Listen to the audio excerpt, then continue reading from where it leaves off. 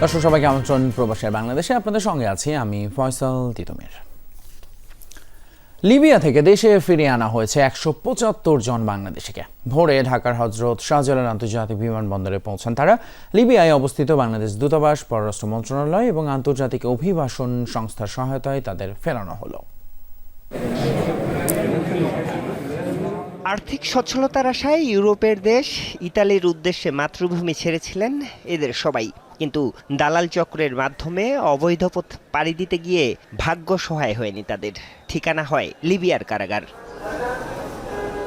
প্রায় 1 মাস জেল খেটে এদের পাঠানো হয়েছিল ডিটেনশনে। পরে আন্তর্জাতিক অভিবাসন সংস্থা IOM এর সহায়তায় বৃহস্পতিবার এমন 175 জনকে ফেরত পাঠানো হয় দেশে। ভোর 6টায় শাহজালাল আন্তর্জাতিক বিমানবন্দরে পৌঁছায় তাদের বহনকারী বিমান। ভাইবেরা যারা আছে আরও তারা পৌঁছাইছে অনেকভাবে, তাদের দেখায় আমাদেরও আগ্রহ জাগে যে আমরাও যাই। টাকা টোকা নিয়ে আবার মাফিয়ার দ্বারে রাস্তার মধ্যে দিছে চাইরা, মোবাইল পাসপোর্ট সব নিয়ে গেছে। ধরা খাওয়ার পরে হয় যদি আবার হইয়া যাইতাম তাহলে তো আবার ভালো হইতো, কিন্তু হইতে পারি না, কারণ আমরা মনে করেন যে জীবনটা নষ্ট হয়ে গেল। দালাল চক্রের মাধ্যমে প্রথমে শ্রীলঙ্কা, পরে দুবাই বা মধ্যপ্রাচ্যের কোনো দেশ হয়ে লিবিয়া, সেখান থেকে সমুদ্রপথে ইতালি পাড়ি দেওয়ার আগে অমানুষিক নির্যাতন চালিয়ে আদায় করা হয় 7 থেকে 14 লাখ টাকা পর্যন্ত।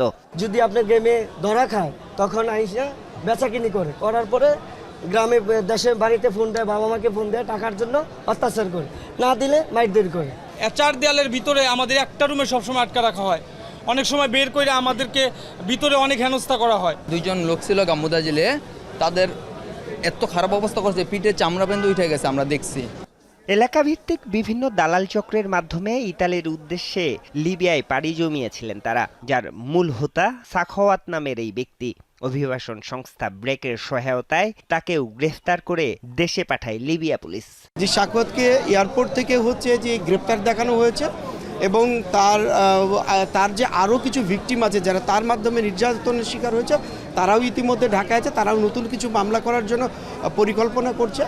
লিবিয়ার বেনগাজি গানফুদা ডিটেনশন সেন্টারে আরও শতাধিক বাংলাদেশি আটক রয়েছে বলছেন দেশে ফেরা শ্রমিকরা। আরিফুর রহমান সবুজ, যমুনা নিউজ, ঢাকা। সাধারণ প্রবাসী থেকে হয়ে উঠেছেন মধ্যপ্রাচ্যের দেশ সৌদি আরবের সফল ব্যবসায়ী। দীর্ঘ 3 দশকের দীর্ঘ পথ চলা প্রবাসী আমির হোসাইনের নিজ চেষ্টায় গড়ে তুলেছেন রেস্টুরেন্ট, সুপারমার্কেট, ফিলিং স্টেশন সহ বহু প্রতিষ্ঠান, যাতে কর্মরত 1/2 শতাধিক বাংলাদেশি। রেমিটেন্স পাঠিয়ে নিজ দেশের অর্থনীতিতেও ব্যাপক অবদান রাখছেন এই প্রবাসীরা। সৌদি আরব থেকে সহকর্মী মোহাম্মদ সেলিম উদ্দিনের প্রতিবেদনে বিস্তারিত। টানা 32 বছর ধরে সৌদি আরবে বসবাস চট্টগ্রামের প্রবাসী আমির হোসাইনের। শুধুমাত্র অধ্যাবসায়ের জোরে একসময়ের সাধারণ শ্রমিক থেকে হয়েছেন সফল ব্যবসায়ী।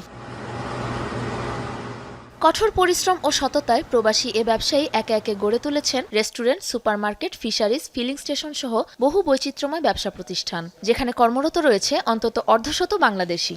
আমি এখানে আজকে 7 বছর যাবত এখানে চাকরি করতেছি। আলহামদুলিল্লাহ অনেক ভালো আছি, ভালো স্যালারি পাচ্ছি। আমরা এখানে প্রায় 50 জনের মতো লোক আছি। আলহামদুলিল্লাহ রায়হান কোম্পানি প্রতি মাসে মাসে সবাইকে বেতন দিয়ে দেয় এবং আমরা সবাই ব্যাংকের মাধ্যমে রেমিটেন্স পাঠাই। আমি এখানে প্রায় 7 বছর ধরে কাজ করতেছি, মালিক অত্যন্ত ভালো। ব্যবসার পরিধি বাড়াতে এরই মাঝে নিজের নামে নিয়েছেন ইনভেস্টর লাইসেন্স। নিজেকে প্রতিষ্ঠিত করার পাশাপাশি দেশের অর্থনীতিতেও রাখছেন বিশাল অবদান। সৌদি আরব আসার পর থেকে প্রথমে 4-5 বছর বিভিন্ন জায়গায় গাড়ির অ্যাক্সেসরিজের দোকানের মধ্যে কাজ করছি প্রথমে। এরপরে টাকা পয়সা সংগ্রহ করে 2001 সাল থেকে নিজে ব্যবসা করতেছি। আমার কাছে আমার বাংলাদেশের লোকেরাই কাজ করুক, আমার দেশের রেমিটেন্স যাক, এটাই আমার চিন্তাধারা। এই জন্য আমি অন্য দেশে প্রথমে কিছু ছিল, পরে সবগুলো আমি আমার বাংলাদেশের লোক নিয়োগ করেছি। আমি বাংলাদেশ থেকে আরও দক্ষ অভিজ্ঞ লোক নিয়োগ করবো ইনশাল্লাহ, যেন আমার দেশের রেমিটেন্স বৃদ্ধি পায়। প্রবাসী আমির হোসেনের এ পথ চলা প্রমাণ করেছে পরিশ্রম ও সততাই যে কোনো মানুষকে নিয়ে যেতে পারে সফলতার চরম শিখরে। প্রবাসী আমিরের ইচ্ছা নিজ দেশ ও জেলার উন্নয়নে নানা পরিকল্পনা বাস্তবায়ন করা। সাবরিনা নুসরাত, যমুনা নিউজ। মালয়েশিয়ায় যথাযথ মর্যাদায় পালিত হয়েছে জুলাই আগস্ট গণ অভ্যুত্থানের প্রথম বর্ষপূর্তি এবং রেমিটান্স যোদ্ধা দিবস। মালয়েশিয়ার বাংলাদেশ হাইকমিশনের উদ্যোগে উদযাপিত হয় অনুষ্ঠান। প্রবাসী বাংলাদেশিদের অংশগ্রহণে জুলাই বিয়ন্ড বর্ডার্স এই প্রতিপাদ্য সামনে রেখে আলোচনা সভার আয়োজন করা হয়। স্থানীয় বাংলাদেশি কমিউনিটির নেতৃবৃন্দদের পাশাপাশি অনুষ্ঠানে উপস্থিত ছিলেন শিক্ষার্থী, সাংবাদিক সহ হাইকমিশনের কর্মকর্তা কর্মচারীরা। মহামান্য রাষ্ট্রপতি এবং মাননীয় প্রধান উপদেষ্টার বাণী পাঠ করেন কমার্শিয়ালের প্রথম সচিব প্রণব কুমার ঘোষ এবং লেবার উইংয়ের প্রথম সচিব ASM জাহিদুর রহমান। জুলাই গণ অভ্যুত্থানে শহীদদের স্মরণে নীরবতা পালনের পাশাপাশি বিশেষ মোনাজাতের আয়োজন করা হয়।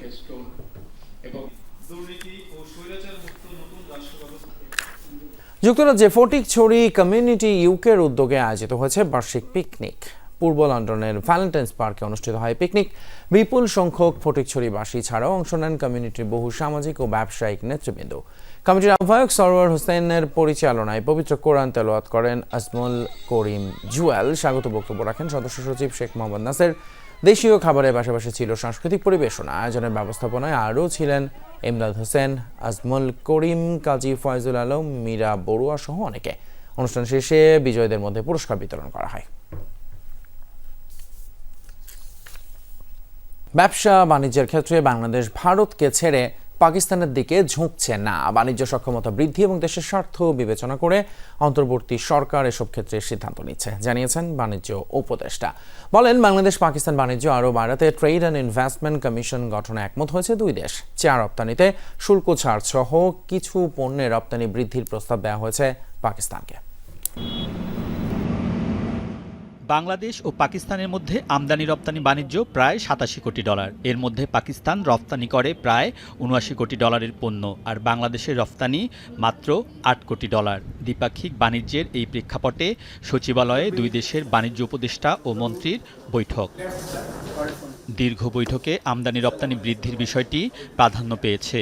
বাংলাদেশের পক্ষ থেকে চা রপ্তানির ক্ষেত্রে শুল্ক সুবিধা চাওয়া হয়েছে। অনুরোধ করা হয়েছে হাইড্রোজেন পারঅক্সাইডে আরোপিত অ্যান্টি ডাম্পিং ট্যাক্স তুলে দেওয়ার। পাকিস্তান থেকে মেইনলি আমরা বেশি আমদানি করি, কম রপ্তানি করি।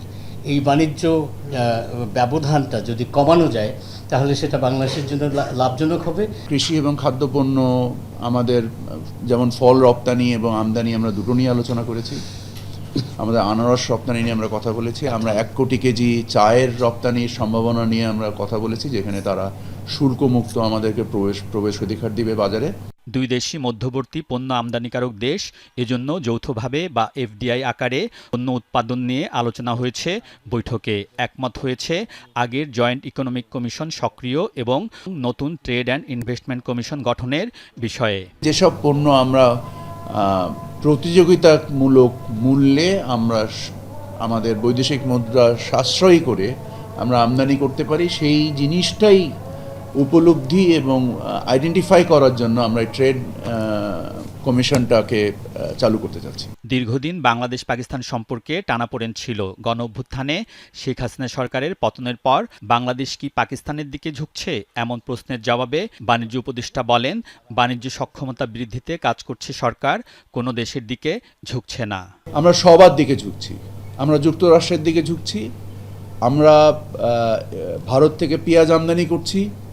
আমাদের যেখানে দেশের স্বার্থ জড়িত আমরা সেখানে তার দিকেই ঝুঁকছি।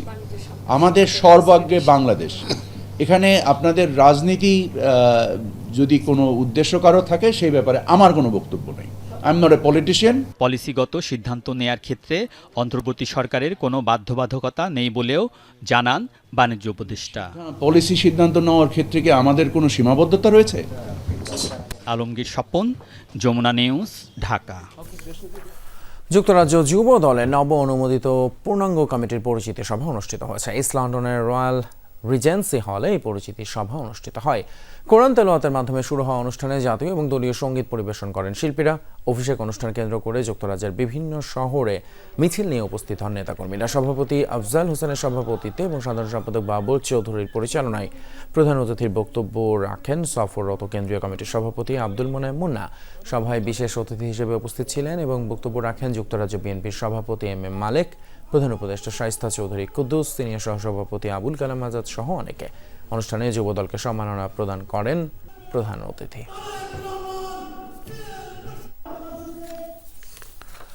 8 মামলায় পাকিস্তানের সাবেক প্রধানমন্ত্রী ইমরান খানের জামিন মঞ্জুর করেছেন দেশটির সুপ্রিম কোর্ট। বৃহস্পতিবার সামরিক বাহিনীর অবকাঠামোতে হামলার অভিযোগে দায়ের হওয়া এসব মামলায় তাকে জামিন দেন প্রধান বিচারপতি ইয়াহিয়া আফ্রিদির নেতৃত্বাধীন 3 সদস্যের বেঞ্চ। এর আগে লাহোর আদালতে জামিন আবেদন খারিজ হওয়ায় সুপ্রিম কোর্টের দ্বারস্থ হয়েছিলেন তার আইনজীবী। তবে এখনই কারামুক্ত হতে পারছেন না পাকিস্তান তেহরিক ইনসাফের এই প্রতিষ্ঠাতা। বর্তমানে আল কাদির ট্রাস্ট দুর্নীতি মামলায় 14 বছরের সাজা ভোগ করছেন তিনি। গত 2 বছর ধরে কারাগারে বন্দী রয়েছেন পাকিস্তানের ক্রিকেটার থেকে আলোচিত এই রাজনীতিবিদ। যুক্তরাজ্যে আয়োজিত হয়েছে হজ সেবা দানকারী প্রতিষ্ঠান ট্রাভেল ওয়াইজের সেমিনার। ওল্ডহ্যামের রয়্যাল সুলতান হলে সোমবার এই আয়োজন করা হয়। খলিশ মিয়ার পরিচালনায় বক্তব্য রাখেন বিশিষ্ট ট্রাভেল ব্যবসায়ী খন্দকার সিপার আহমদ, জাবের আহমদ, কাউন্সিলর নজরুল ইসলাম, আনিসুজ্জামান তালুকদার, নুরুল আলী সহ আরও অনেকে। বাংলাদেশি পাসপোর্ট দিয়ে হজ পালন সম্পর্কিত যে কোনো পরামর্শ পেতে নির্দ্বিধায় প্রবাসীদের যোগাযোগ করার অনুরোধ জানিয়েছেন আয়োজকরা। অনুষ্ঠান শেষে দোয়া পরিচালনা করেন মাওলানা আব্দুল আসিস। বাংলাদেশি প্রবাসী যারা এখানে বসবাস করছেন তাদেরকে বাংলাদেশ হয়ে গেলে বাংলাদেশি পাসপোর্টে যদি ট্রাভেল করেন তাহলে ওনার আর কোনো নুসুকের মাধ্যমে লটারির মাধ্যমে যেতে হবে ওইটা না থেকে বাংলাদেশের যে কোটা গত বছরও পূরণ হয় নাই, এই বছরও 12 অক্টোবর পর্যন্ত আছে যারা, তারা বাংলাদেশি পাসপোর্টে নিবন্ধন করলে বা রেজিস্ট্রেশন করলে তারা যাওয়াটা কনফার্ম থাকবে। বাংলাদেশি পাসপোর্ট দিয়ে এই দেশের যারা ব্রিটিশ পাসপোর্ট হোল্ডার বা রেসিডেন্স তারা হজে যাওয়ার জন্য যে প্রক্রিয়া, এটা নিয়ে আমরা আলোচনা করছি। সো এটা দিয়ে হলে আপনি কনফার্ম বেসডে হজে যেতে পারবেন কম খরচে।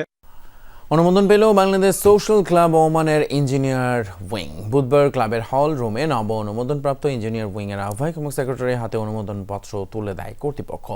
এরপর হয় আলোচনা সভা। চেয়ারম্যান সিরাজুল হকের সভাপতিত্বে, সাধারণ সম্পাদক MNN আমিনের পরিচালনায় অন্যান্যের মাঝে বক্তব্য রাখেন প্রধান পৃষ্ঠপোষক গালফ এক্সচেঞ্জের সিইও ইফতিকারুর হাসান চৌধুরী, সিনিয়র সহসভাপতি রেজাউল করিম, আজিমুল হক বাবুল, যুগ্ম সম্পাদক আনোয়ার হোসেন এবং ইঞ্জিনিয়ার উইং এর ঊর্ধ্বতন কর্মকর্তারা। সভা শেষে ইঞ্জিনিয়ার সাইফুল ইসলাম রাসেলকে আহ্বায়ক এবং ইঞ্জিনিয়ার আব্দুল কালাম সাজ্জাদকে সেক্রেটারি করে 20 সদস্যের কমিটি অনুমোদন দেওয়া হয়।